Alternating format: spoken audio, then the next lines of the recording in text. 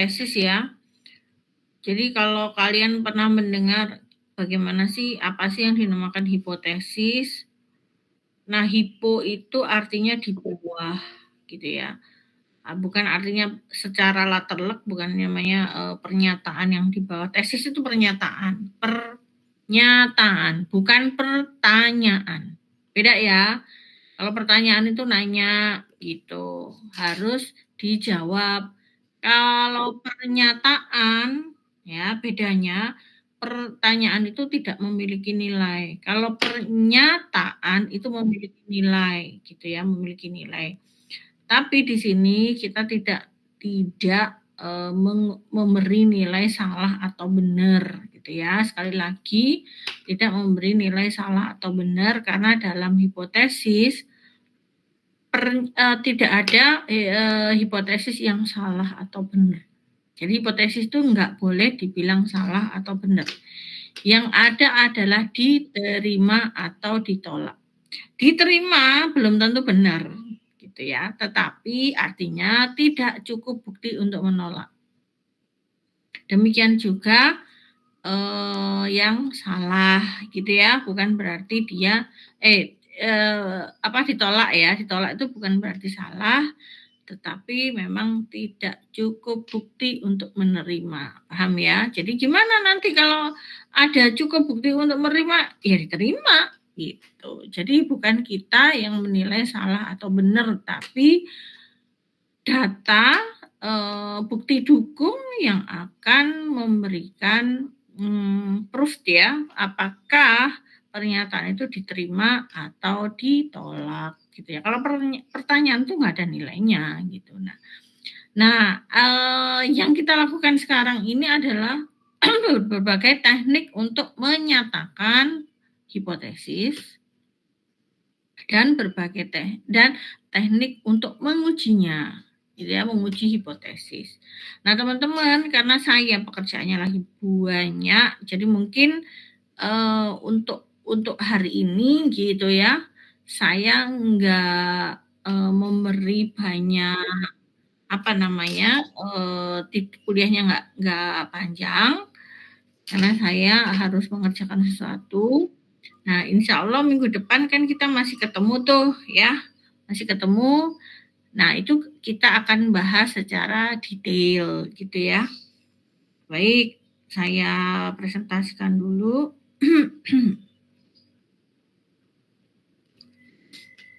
Nah, ini adalah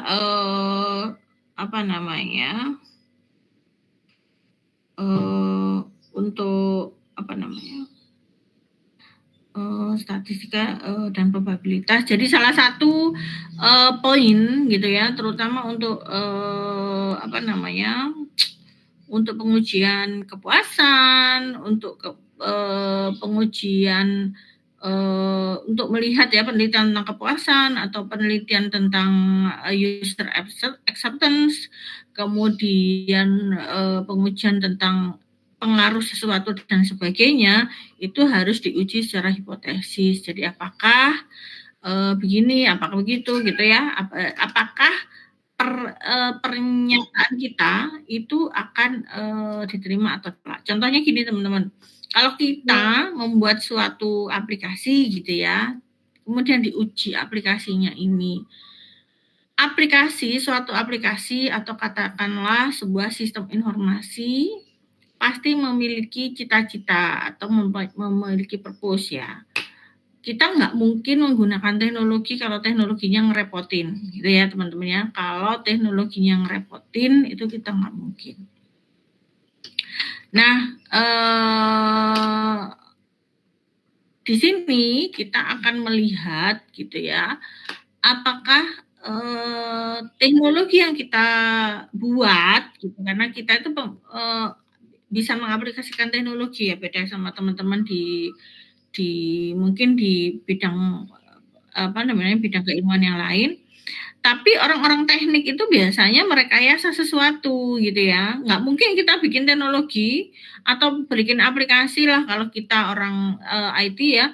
Kemudian teknologinya ini malah bikin sebenarnya dibuat karena nggak punya pengaruh atau nggak memiliki advantage gitu, atau tidak memiliki pengaruh, itu nggak mungkin gitu.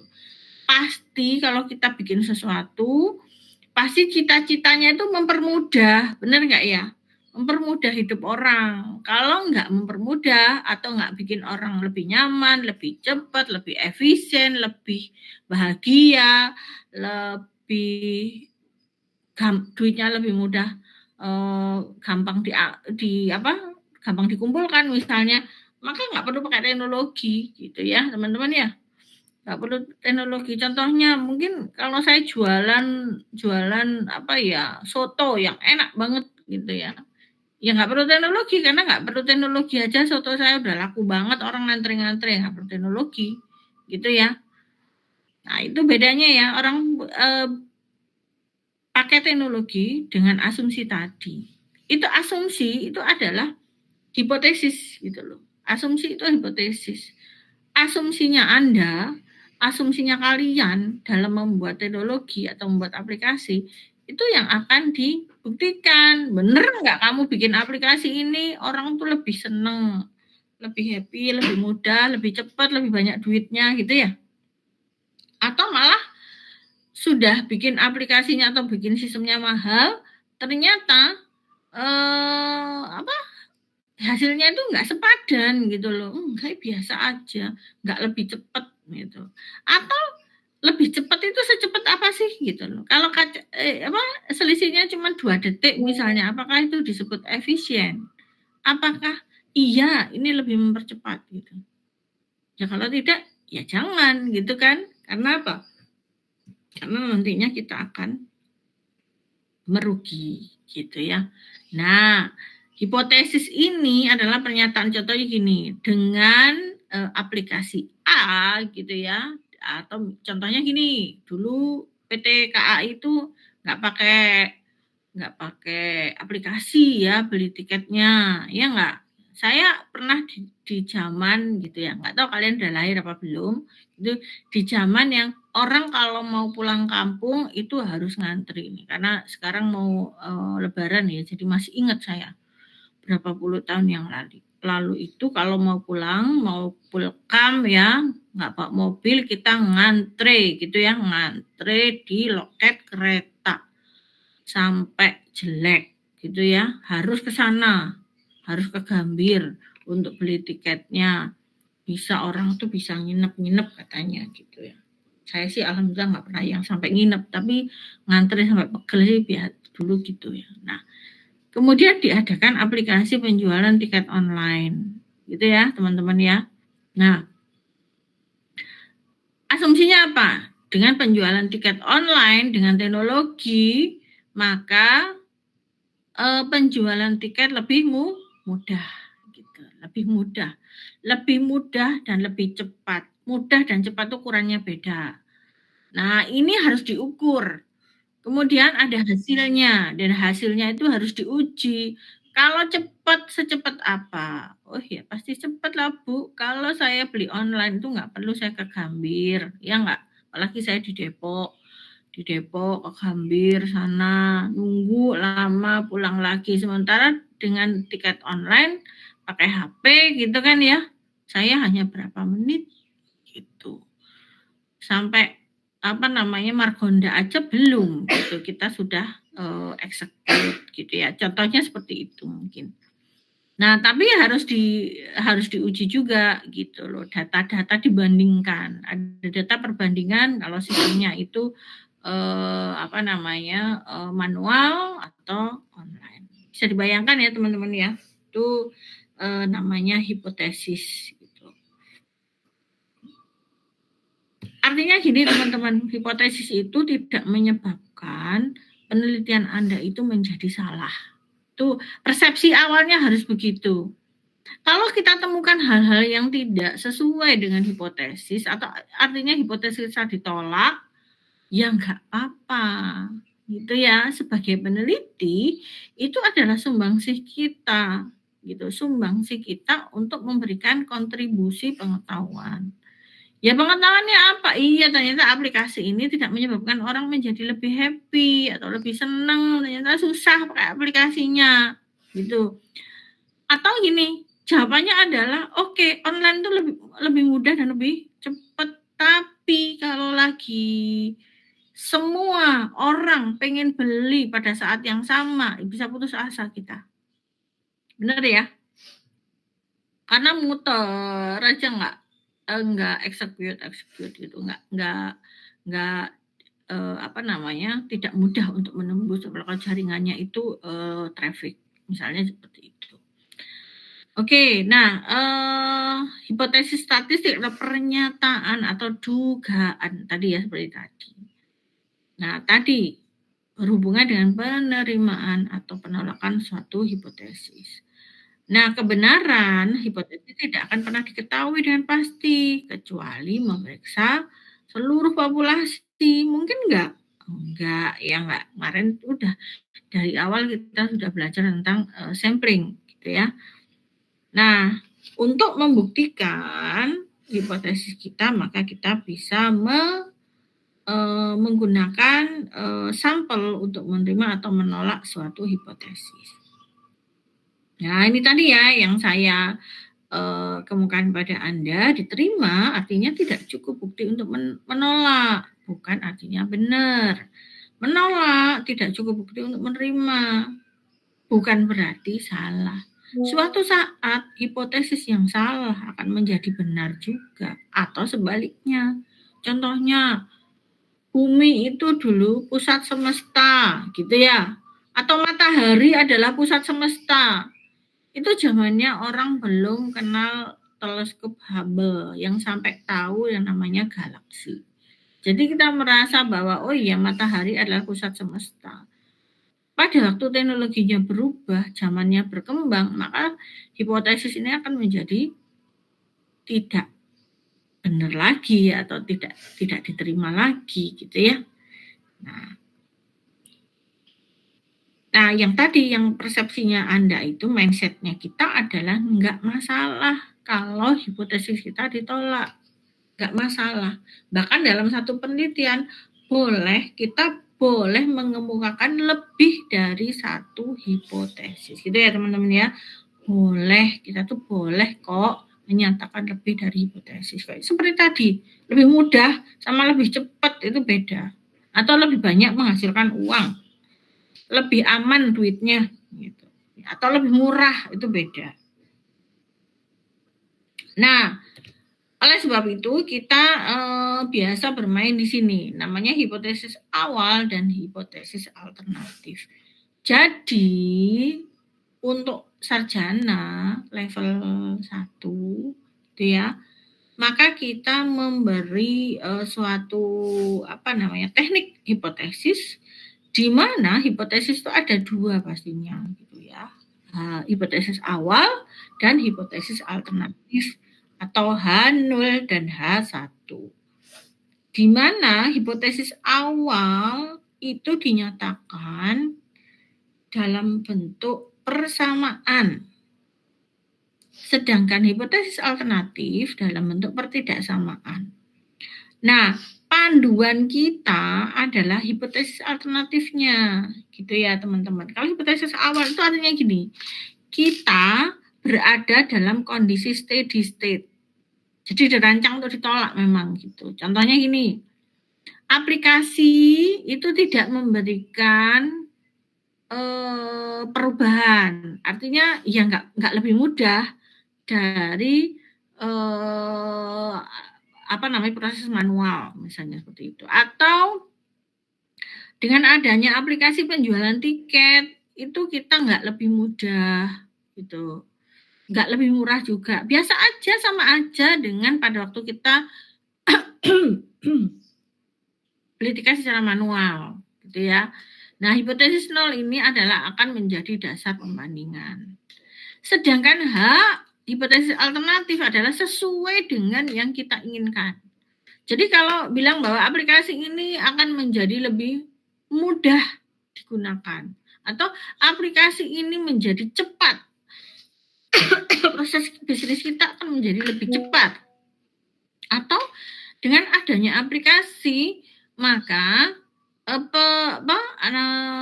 penghasilan perusahaan lebih besar misalnya. Nah, itu adalah apa yang kita inginkan dari suatu aplikasi. Itu ya. Nah, coba dilihat. Ditulis H0 ditulis dalam bentuk persamaan dan HA atau H1 ditulis dalam bentuk pertidaksamaan. Pertidaksamaan itu apa? Ada 3, kurang dari, lebih dari, atau tidak sama dengan. Baik, sampai di sini ada yang mau ditanyakan? Oke, kalau nggak ada saya next-kan lagi ya. Ibu, sebentar Ibu. Iya.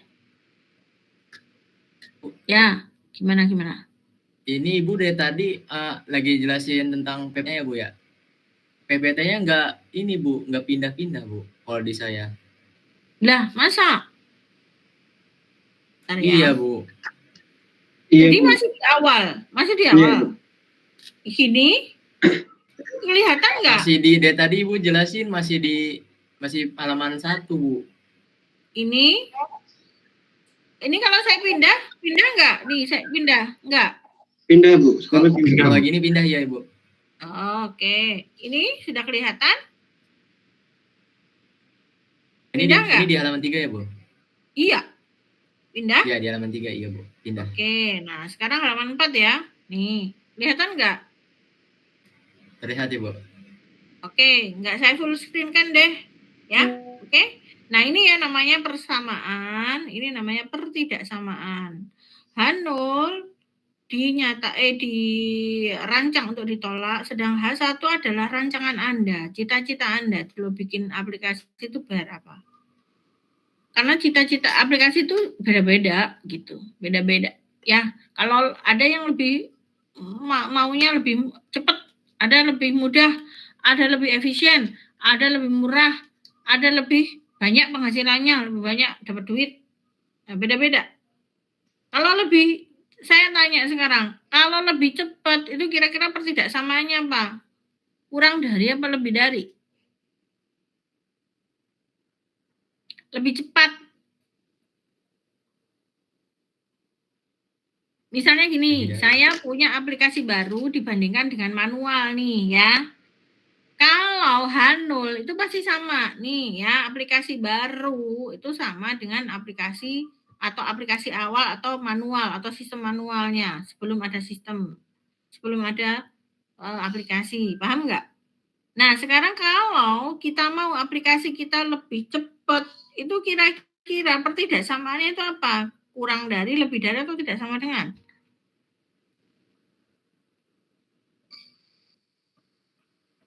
Lebih dari Bu. Masa? Berarti waktunya lebih dari dong. Berarti. Oke, kita lihat ya di sini. Nih, lihat ya. Nih.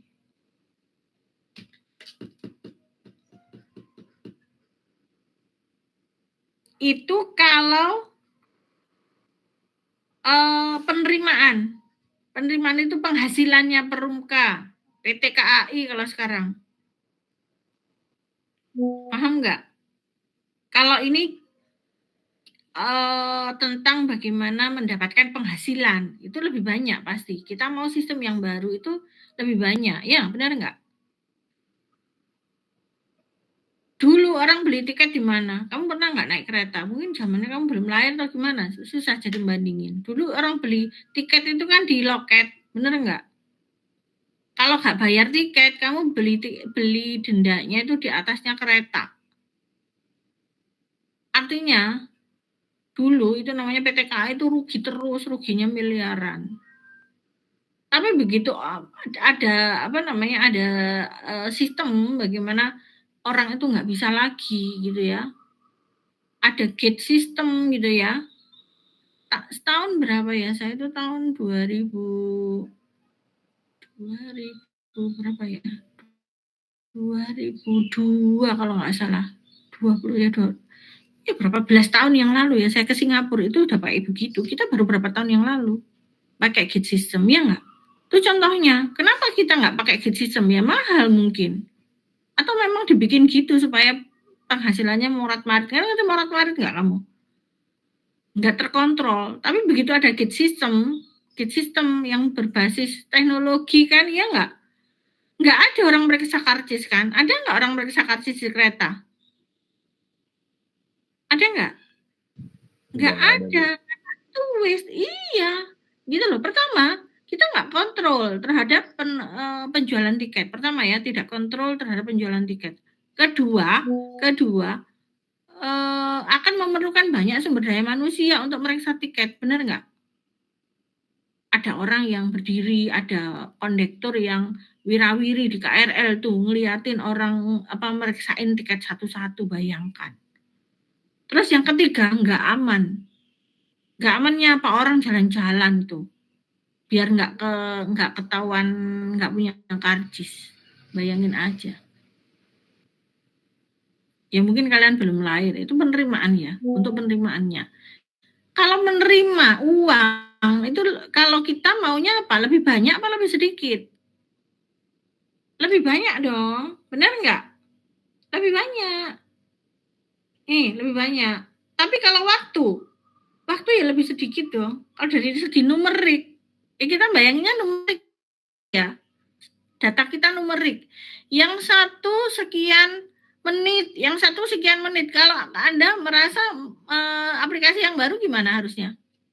Kecepatannya lebih dari yang lain tuh kan artinya secara numerik dia lebih kecil dong. Benar nggak? Paham nggak teman-teman? Bu. Nah, gitu ya. Nah ini prinsip hipotesis dulu. Prinsip hipotesis. Nah ini tetap kita pakai Z atau T. Jadi untuk menentukan titik kritis. Jadi yang menjawab hipotesis kita diterima atau ditolak adalah adanya nilai Z. Kita itu ada di pagar yang sebelah mana?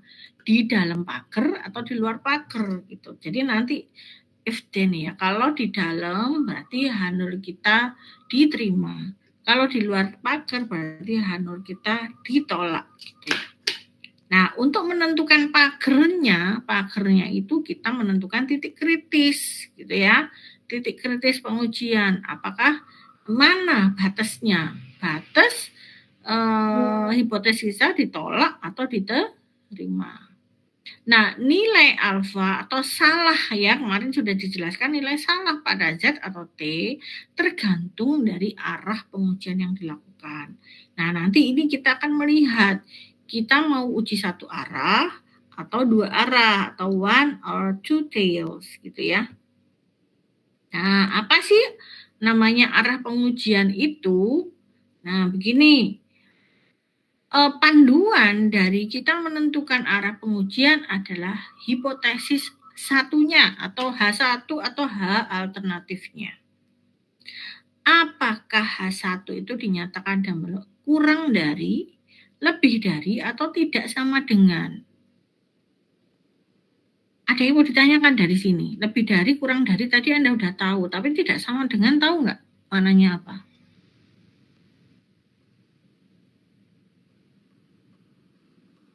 Nah, kurang dari atau lebih dari tadi seperti tadi. Tapi apabila suatu kondisi Anda nggak tahu sebenarnya itu lebih atau kurang dari. Contohnya, influencer di TikTok itu membawa perubahan. Perubahan itu Anda tahu nggak? Kurang dari atau lebih dari? Nggak tahu. Pokoknya nggak sama aja, Bu. Nah, itu namanya tidak sama dengan. Nah, kapan kalian menginput atau memberi tanda H1 itu dengan kurang dari, lebih dari, atau tidak sama dengan? Panduannya adalah di soal cerita, di kasusnya gitu. Kalau di situ ada kata-kata diharapkan lebih cepat, nah berarti kurang dari. Atau diharapkan aplikasi baru membawa penghasilan yang lebih besar, berarti lebih besar.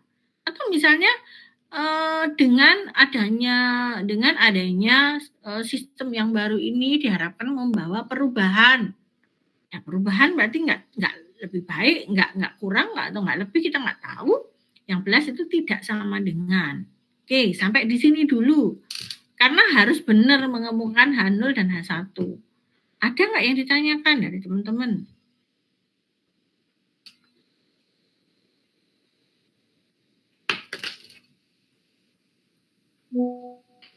Sudah memahami?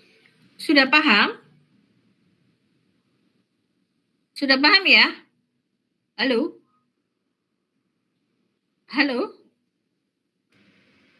Insya Allah paham, Bu. Paham, Bu. Jadi dijawab ya, supaya saya nggak seperti ngomel sendiri nih. Oke. Nah, sekarang gini teman-teman, kalau gitu ya, kalau contohnya H1-nya kurang dari, maka wilayah kritis kita, if kita pakai Z, maka wilayah kritis kita adalah Z kurang dari min Z alfa. Ini kalau 1. Jadi nanti lebih besar atau lebih kecil, itu alfanya tidak dibagi 2. Utuh. Tinggal pernyataan aja. Kalau kurang dari seperti tadi kecepatan, maka Z min Z alfa. Artinya apa sih wilayah kritis itu? Wilayah kritis adalah wilayah di mana kalau hasil hitungan kita nyemplung ke daerah itu, maka H0 kita ditolak. Artinya kita menerima H1. Saya ulangi lagi ya. Wilayah kritis adalah suatu wilayah dalam grafik Z atau T, di mana kalau hasil hitungan kita masuk ke daerah itu, maka H0 kita akan ditolak. Kalau H0-nya ditolak, berarti H1 kita yang diterima. Jadi aman ya teman-teman ya. Kalian itu mau H0 mau H1, yang jelas ada yang diterima dan ada yang ditolak pastinya. Jadi nggak usah berkecil hati. Nah kemarin saya ulangi kemarin, ini satu kali lagi aja karena saya akan sudahi dulu di pertemuan ini. Ada yang bisa menjawab kapan kita pakai Z dan kapan kita pakai T?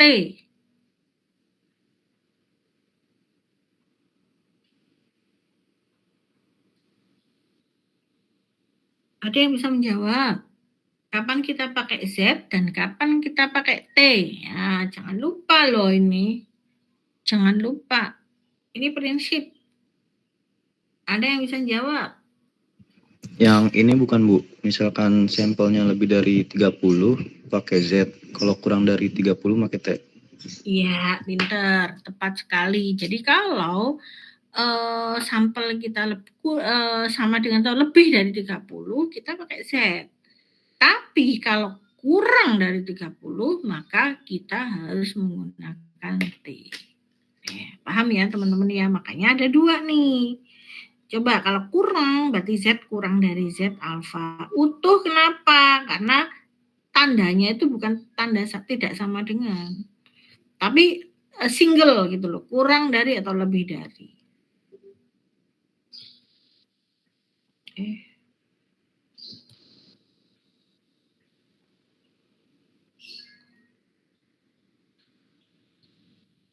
Dan sini.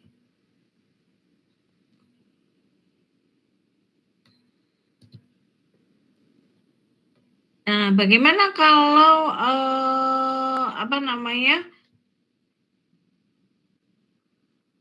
Kalau kurang dari, kalau lebih dari gimana? Ya tinggal lebih dari ada, Z lebih dari Z plus atau kurang dari Z atau lebih dari T plus gitu ya. Kalau lebih T-nya plus. Nah, ini ya. Ini uji satu arah.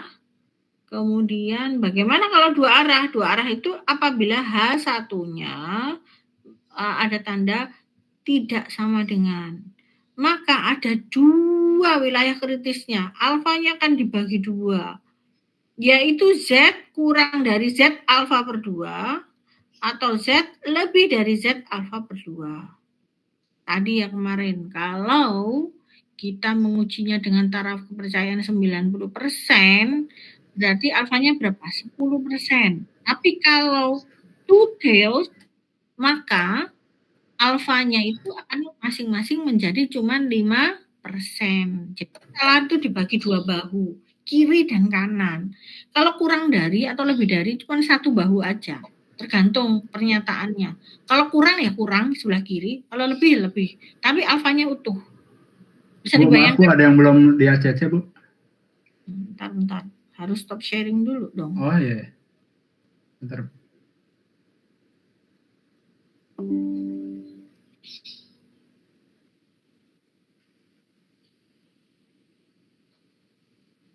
Bentar ya.